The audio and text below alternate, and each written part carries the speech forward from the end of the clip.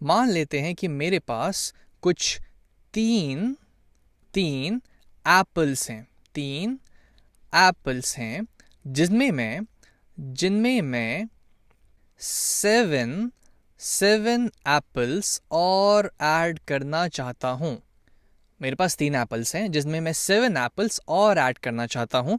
तो मेरे पास टोटल कितने एप्पल्स होंगे? आप सोच रहे होंगे कि ये तो बड़ी सिंपल सी चीज़ है कि 3 एप्पल हैं और मैंने 7 एप्पल्स और जोड़ दिए, तो मेरे पास हो जाएंगे टोटल कुछ 10 एप्पल्स। अब अगर दोपहर में खाने के बाद मुझे थोड़ी सी आलस आ जाए और मैं इस एप्पल्स को सिर्फ इस ए से रिप्रेजेंट कर दूं, इसके पहले लेटर से, तो इसको मैं कैसे लिख सकता हूं? तो इसको मैं लिख दूंगा 3 टाइम्स ए प्लस 7 टाइम्स ए, ये हो जाएगा फिर से 10 टाइम्स ए के बराबर, 10 टाइम्स ए के बराबर। क्योंकि ये एक्चुअली में मैंने क्या लिखा है, 3 टाइम्स ए का मतलब हुआ कि मेरे पास 3 एप्पल्स है, ए प्लस ए, और 7 टाइम्स एप्पल का क्या मतलब है, ए प्लस ए प्लस ए प्लस ए प्लस ए प्लस ए प्लस ए, 1 2 3 4 5 6 7। अब इन सबको मुझे आपस में जोड़ देना है, तो मेरे पास टोटल हो जाएंगे 1 2 3 4 5 6 7 8 9 10 एप्पल्स, ना कि ऑरेंजेस। 10 एप्पल्स ही रहेंगे मेरे पास।